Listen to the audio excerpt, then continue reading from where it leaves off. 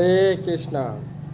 সামনে আসছে অত্যন্ত অত্যন্ত খুশির খবর, আনন্দ দিন এবং সর্বোচ্চ দয়াময় কৃপাময় তার আবির্ভাব তিথি। কে বলেন তো? শ্রীমান নিত্যানন্দ প্রভু। জয় নিত্যানন্দ প্রভু। কি কবে বলেন তো? 31শে জানুয়ারি। তা আমি চাই আপনারা সবাই এই নিত্যানন্দ কৃপা লাভ করবেন। জগতে অনেক ভগবান আছে, তার মধ্যে সবথেকে দয়াময় কৃপাময় কে বলেন তো? এই নিত্যানন্দ প্রভু। এই নিত্যানন্দ প্রভু হচ্ছেন আদিগুরু, আর তিনি হচ্ছেন বলরাম শঙ্কর্ষণের প্রকাশ। কেন? এখন আপনারা প্রশ্ন করবেন যে প্রভু কেনই না এত দয়ালু? আপনারা জগাই মাতা লীলায় শুনেছেন নিত্যানন্দ প্রভুকে আঘাত করলো।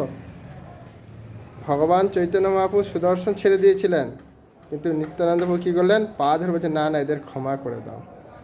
আমরা অনেক ভগবান দেখছি, এরকম দয়ালু দেখেছি? কখনোই না। সেই জন্য নিত্যানন্দ প্রভু অত্যন্ত কৃপাময়, অত্যন্ত দয়ালু। তাই এই নিত্যানন্দ ত্রয়োদশী যদি আমরা 31শে জানুয়ারি পালন করি, সে নিতায় যদি আমরা কৃপা পাই, তাহলে আমরা কী হবে? বোঝে রাধা কৃষ্ণ পাবেন। বুঝতে পেরেছেন? সে নিতায়ের চরণ দুখানি ধরতে বলেছেন, আচার্যরা গান লিখেছেন। এবং আমরা দেখেছি রঘুনাথ দাস গোস্বামী সে লীলাতে আমরা শুনেছি না, পানিহাটিতে মহাপ্রভুর কৃপা লাভ বলছে না, তুমি আগে নিতায়ের কৃপা লাভ করো, আগে তুমি গুরু গ্রহণ করো না।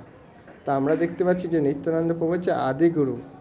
তেনার কৃপা আমাদের অবশ্যই গুরুত্বপূর্ণ, অত্যন্ত গুরুত্বপূর্ণ। তাই আর দেরি না করে আমি শুধু নিত্যানন্দ প্রভুর মাহাত্ম্য বললাম, যে তিনি কেন কৃপাময়। এরপরে আমি পরের ক্লাসে কি বলবো, যে নিত্যানন্দ দাসী কীভাবে পালন করবেন, কখন করবেন, কিভাবে বাড়িতে অভিষেক করবেন, কিভাবে পুষ্পাঞ্জলি দেবেন, এগুলো আমি ধীরে ধীরে বলবো। তার আগে আমি আপনাদের শুধু জানালাম যে নিত্যানন্দ প্রভু কত কৃপাময়, কত দয়ালু। এমনকি চোরারেও চুরি করতে এসেছিল, নিত্যানন্দ বলছে সমস্ত অলংকার খুলে দিয়ে তাদের চরণ ধরে বলছে, কান্না করছে, মাথা ঠুকছে যে হে ধামবাসীগণ, এরকম সম্মান করছে যে তোমরা মহাপুর এই দিব্য নাম হরে কৃষ্ণ মহামন্ত্র করো, আমি তোমাদের সব কিছু দিয়ে দিচ্ছি। সে চোর দস্যুরা গলে গেল যে এরকম লোক তো আমরা কখনো দেখি না।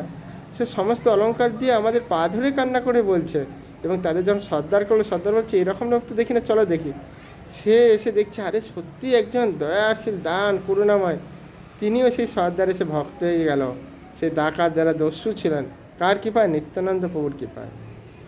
তা আমার মধ্যে যে আমাদের সবার মধ্যে কম বেশি কাম, ক্রোধ, অহংকার, লোভ সব আছে না? তাই নিত্যানন্দ প্রভুর যদি আমরা কৃপা লাভ করি, তাহলে আমাদের সব কিছু দূরে হয়ে ভগবান চৈতন্য মহাপ্রভু, ভগবান কৃষ্ণজন সবার কৃপা অটোমেটিক আমাদের মধ্যে প্রকাশিত হবে। তাই আর দেরি না করে এটা সবাইকে শেয়ার করবেন, বলবেন, আপনাকে লাইক সাবস্ক্রাইব করবেন। হরে কৃষ্ণ। আবার পরের ক্লাসে দেখা হবে।